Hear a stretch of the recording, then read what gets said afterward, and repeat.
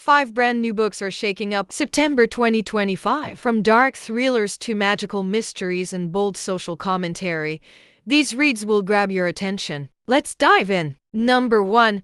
The Secret Book Society by Madeline Martin. Set in post-war London, this novel follows a group of book lovers who form a secret society to preserve stories in a time of loss. Madeline Martin blends history, friendship, and resilience into a heartfelt tale about the healing power of books and community. A warm, moving read for literature lover. Number 2. We Are All Guilty Here by Karin Slaughter. Karin Slaughter delivers another dark and gripping thriller about secrets, lies, and the thin line between justice and guilt. Packed with twists, complex characters, and moral tension, this book keeps readers hooked from start to finish. A tense psychological story that questions loyalty, truth, and how far people go to protect themselves. Number 3. The Witch Orchard by Archer Sullivan. This atmospheric fantasy weaves magic, family secrets, and folklore into a chilling story. A young woman uncovers her ancestry's ties to an ancient orchard filled with dangerous enchantments. Archer Sullivan's vivid writing creates a haunting world that feels alive, blending mystery and myth in a story perfect for dark fantasy fans. Number 4. The Politics of Othering and Alienation in Dalit and African American Literature by Dibyajit Mukherjee.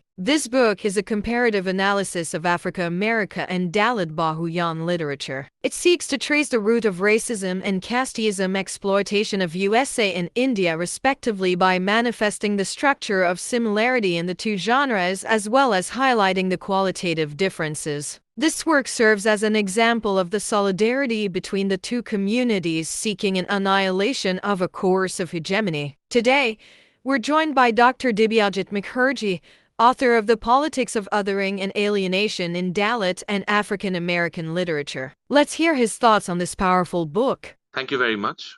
If I'm asked what inspired me to draw a comparative framework between Dalit and African American literature, I would say that my MPhil thesis was about Amiri Baraka, the communist poet and playwright. While reading about his life, I had got to know about the Black Panther Party, and then when I began to research more on the Black Panther Party, I saw that this party was also the source of inspiration behind the Dalit Panther Party in India. This made me delve more into Dalit movements in India, and I came across the correspondences between Dr. Ambedkar and Dr. W.E.B. Du Bois, both showing interest in African American and Dalit emancipation struggles. This made me draw a comparative framework between these two genres of literature. And one has to remember that without the treacherous capitalist project of the transatlantic slave trade, there would not have been any identity known as African Americans. These were people who were forced to arrive in an alien land, learn an alien language, and sold as commodities by a violent erasure of their native history. That is why I use the phrase politics of alienation in my book. So when these people speak out, the act of speaking, or for that matter, writing itself, becomes a revolutionary moment.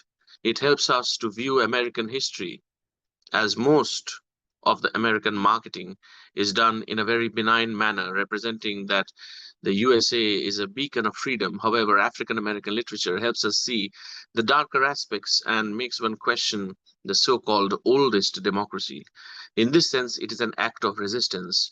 And the same thing goes with Dalit literature, because this genre makes us question whether a large section of the people in India will ever receive the dignity of a human being. Even today, Dalit atrocities are on the rise. And I would like to talk about the similarity and divergence in one striking parallel and key difference between the two literary traditions. And to talk about that, I would like to exemplify one particular episode in the life of Martin Luther King Jr. When Martin Luther King Jr. had visited Kerala in the year 1959, the principal of a school for the scheduled castes had introduced him to the children as a fellow untouchable from America. Although King was flabbergasted at first, he realized that both sections of the people had some commonalities.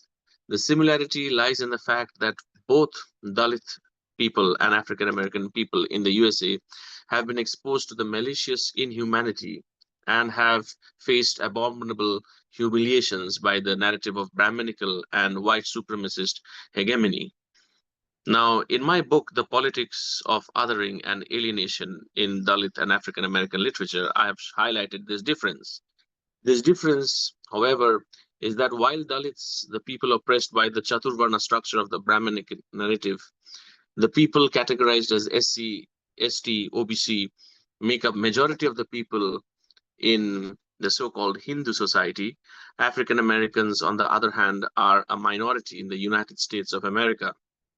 They were kidnapped and forcibly brought to America, whereas the history of the Varna system dates to the coming of the Eurasian people from Central Asian steppe region, which now has genetic evidences because the Dalit Bahujan people were not abducted from a different land, but were brought here and they were otherized.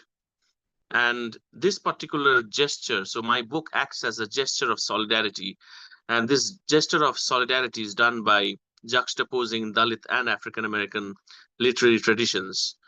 I aim to create a dialogic space in this book where shared experiences of caste and racial subjugation can inform one another. This bridge, I believe, opens up a new vocabulary of resistance, one that moves beyond national boundaries. And I hope this book will encourage future scholars, activists, and artists to think in terms of comparative marginalities and also collaborative futures. If solidarity begins with recognition, then literature provides the most humane and enduring medium for that recognition. And lastly, I would like to say that my book contributes to these movements by offering a literary and intellectual scaffold to understand their interconnectedness. While Black Lives Matter and Dalit Lives Matter have grown in different socio-political ecosystems, they echo a similar grammar of historical injustice, police and state violence, and epistemic erasure. Literature in this context becomes an archive of resistance, and my book helps in this comparative analysis and creates this discursive space where strategies, metaphors, and even failures can be studied across borders. Thank you very much. Number 5.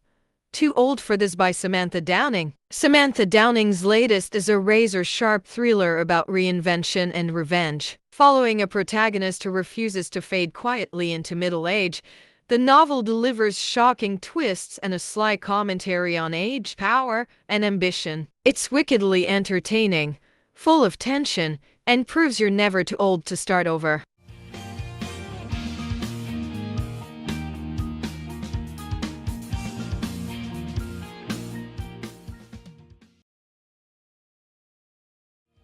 Please make sure to subscribe our channel to get the essential WhatsOn and connect with us at WhatsOn.plus.